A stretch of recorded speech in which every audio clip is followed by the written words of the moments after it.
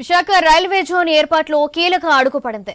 విశాఖపట్నంలో దక్షిణ కోస్తా railway zonal office నిర్మాణానికి రైల్వే శాఖ టెండర్లు పిలిచింది. ఈ విషయాన్ని స్వయంగా కేంద్ర రైల్వే శాఖ మంత్రి అశ్వనీ వైష్ణవ్ తన సోషల్ మీడియా ఖాతా ఎక్స్లో పోస్ట్ చేశారు.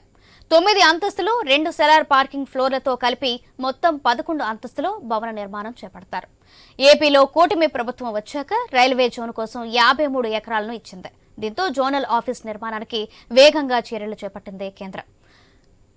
149.16 crores అంచనా వ్యయంతో భవన నిర్మించారు. అలాగే డిసెంబర్ 27 లోపు టెండర్లు దాఖలు చేయాలని గడువు విధించింది. అలాగే టెండర్లు దక్కించుకున్న వారు 2 ఏళ్లలో నిర్మాణాలు పూర్తి చేయాలని అందులో నిర్దేశించారు.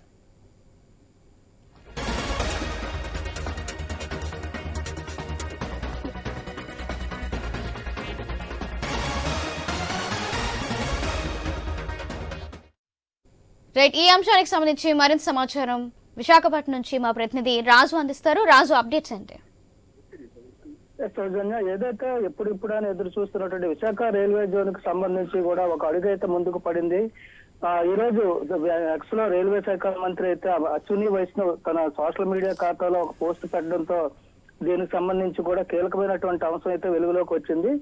అదే విశాఖలో రైల్వే జోన్ ఏర్పాటు చేయాలని చెప్పి రాష్ట్ర విభజన సమయంలో తీసుకున్న నిర్ణయానికి అనుగుణంగా ఇప్పుడైతే ముందుకు అడుగు పడిందని చెప్పుకోవచ్చు. ఈ నేపథ్యంలోనే దీనికి టెండర్లు కూడా పిలవడం జరిగింది. దీనికి సంబంధించి 149.16 కోట్ల అంచనా వ్యయంతో భవనాన్ని అయితే నిర్మించనున్నారు. దీనికి సంబంధించి కూడా టెండర్లు అయితే డిసెంబర్ 27 లోపు టెండర్లు దాఖలు చేయాలని చెప్పి కూడా మంత్రి అయితే తన సోషల్ మీడియా ఖాతాలో పోస్ట్ చేయడం ఇప్పుడు చర్చనీయాంశంగా మారింది. దీనికి సంబంధించి కూడా ఏదైతే విశాఖ రైల్వే జోన్ ఏర్పాటు చేయాలని చెప్పి గత కొన్నేళ్లుగా ఉన్నటువంటి డిమాండ్, అదేవిధంగా కేంద్ర ప్రభుత్వం తీసుకున్నటువంటి నిర్ణయంకు అనుగుణంగా ఈ రోజు అయితే ఒక అడుగైతే ముందుకు పడిందని చెప్పుకోవచ్చు. మొత్తంగా చూసుకుంటే 2 సెల్లార్ పార్కింగ్లు 9 అంతస్తులతో కలిపి మొత్తం 11 అంతస్తుల్లో భవనం నిర్మాణం చేపట్టడానికి అయితే ప్రణాళిక సిద్ధం చేస్తున్నట్టు తెలిసింది. దీనికి సంబంధించి 53 ఎకరాలు అయితే విశాఖ రైల్వే జోన్ కు సంబంధించి వైజాగ్ లో అధికారులు కూడా స్థలాన్ని కేటాయించడం జరిగింది.